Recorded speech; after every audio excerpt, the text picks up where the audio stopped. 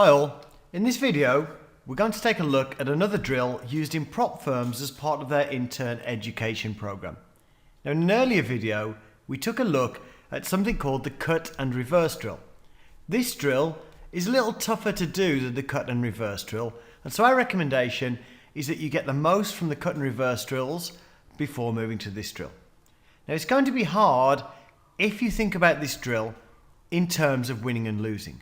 This is not about winning or losing, it's about learning. And the drill itself is quite simple.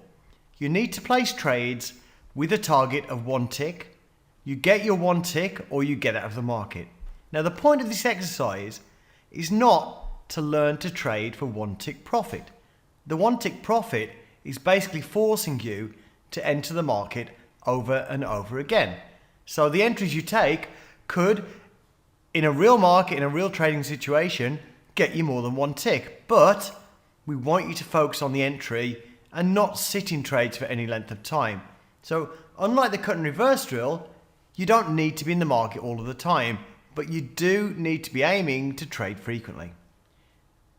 Now, there's a lot of parameters you could apply to that. So you might, for instance, ask, well, where should my stop be? Should I use stop orders or limit orders? Should I use a hard stop? And answering those questions would actually defeat the objective of you doing the exercise. So you may have opinions on these things now, but they'll likely change as you progress. Now this drill is normally intended to be applied to a thicker market. So think of markets like the US Treasuries or Euro Stoxx 50. Now my opinion though is there's as much to learn doing this drill on thinner markets like crude oil. The problem with doing it on crude oil is that you simply can't work your way out of losing trades in the same way on a faster market like crude as you could on a slower market like Euro Stoxx. And that's why you don't need to make this about winning or losing. Because if you make it about winning or losing, a couple of 3-tick losers on crude, that's going to make you feel bad, and then most likely you'll stop doing the drill. And it would be silly to stop, because if you do this drill, you'll learn more about the markets in 8 hours than most people learn in 6 months. So where would you actually enter a trade? Well, let's give you a few clues about that. So you pay attention to short-term trading ranges that form, especially the extremes of those ranges. You pay attention to where the market has momentum when it's putting in a directional move and trying to join that momentum. You pay attention to areas where an exceptional amount of contracts trade. You pay attention to areas where the bids and offers are particularly high. You pay attention to areas, for example, where the bids get pulled, the market ticks down, but then immediately ticks back up. So you're looking for that manipulation. You pay attention to key prices, such as a revisit to the daily high. Now you'll need to make some notes to make sure that you get the most from this. So I'd advise focusing your notes on the following items. So first, how trades tend to work out when entering at limit versus entering at market. Whether the limit or market effect was different when playing off different events. So, whether it's better to enter a limit order when you're in a momentum move versus the extreme of a range. You need to note which entries tended to work well, which entries went badly.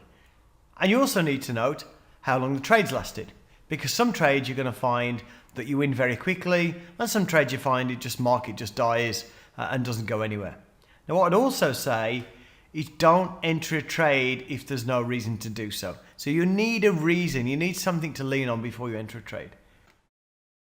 Now this drill is over when you reach $300 profit or loss, or you run out of time. Now on a thicker market like the Euro Stoxx, that could possibly take you all day. On a thinner market like crude, could take you just a few hours. Now once you hit your profit and loss target, assess your performance, think about the lessons learned, and then start again. And you should actually see improvement as you carry on. So let's look at a few trades. Now I'd recommend you get a CQG demo account to do these drills, because the fills on those demo accounts are very accurate. Doing this with a platform-based simulator like a NinjaTrader simulator is pointless because the fills won't be realistic. If you look at the description for this video, we'll actually give you the links to a CQG demo account. The first trade is very simple. The market has traded an exceptional amount into 54.13. It appears that the buyers are absorbing the selling, So we're leaning on that and presuming the market will tick up in the short term. In this case, we enter using a limit order. It takes a couple of minutes to get a fill, so I cut out the waiting time in the middle. We get the fill, market ticks up, and we get out of the trade after one tick. An interesting scenario here, we actually have a momentum move up, and I'm trying to join that momentum move up with limit orders, and as I put limit orders in, the market keeps moving away from me, so I eventually get in with a market order using a hotkey, and you can see once I get in, I'm immediately out of the market. Next thing I try and do, I try and keep chasing that momentum as it moves up, but this time the momentum's failed. We can see traders are starting to hit into the bid side, sellers are coming in, and again, trying to exit on a limit order and seeing the impact of trying to use a limit order on a more volatile market, and we actually see the market slip a few ticks before we can actually get out. And that's one of those examples where crude or a thinner market isn't going to let you out of the trade so easily. Here we have 779 contracts traded into the bid on Euro stocks. So we think just at the moment, the buyers are holding it there. So we enter a long trade. And what we can see on the Euro stocks, you have a lot more time to make a decision. We can see the market keeps ticking down, but then immediately after every tick down, it ticks up. So to me, that's kind of a sign of manipulation, a sign that the market's not really weak with those tick downs.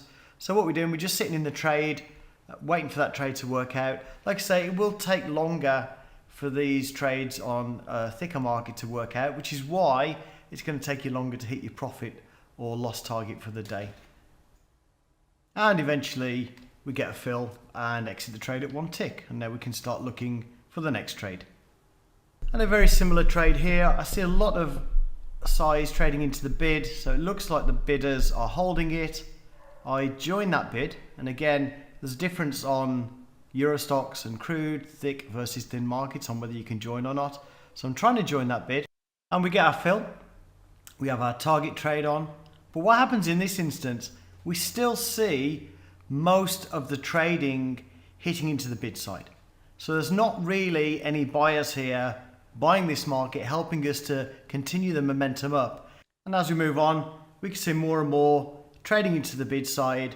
So I basically exit that trade because I feel there's too much selling going on to really justify staying in the trade. And that's it for the drills. Now I hope the examples gave you a good idea about the level of engagement you need to have with the market when you're doing these drills. If you do really badly when you start doing these drills, that is a really good thing. If you're perfect and you win every trade, you don't actually have that much to learn from it.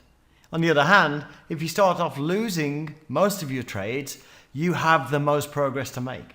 That means you stand to make serious gains doing these drills. Of course, some people will do the drills for 10 minutes, lose 4 or 5 trades and give up. And those people will gain nothing. If you're disciplined with a real desire to make it as a trader, then you will stick with this. The prop shop trainees that do this don't have the opportunity to walk away from this exercise. That would effectively be the end of their trading career. So remember that if this is something professional traders have to do when starting out, you at home should give this a chance. With that, I wish you good luck, and I would love to know how you get on with this. I'll see you in the next video. Goodbye.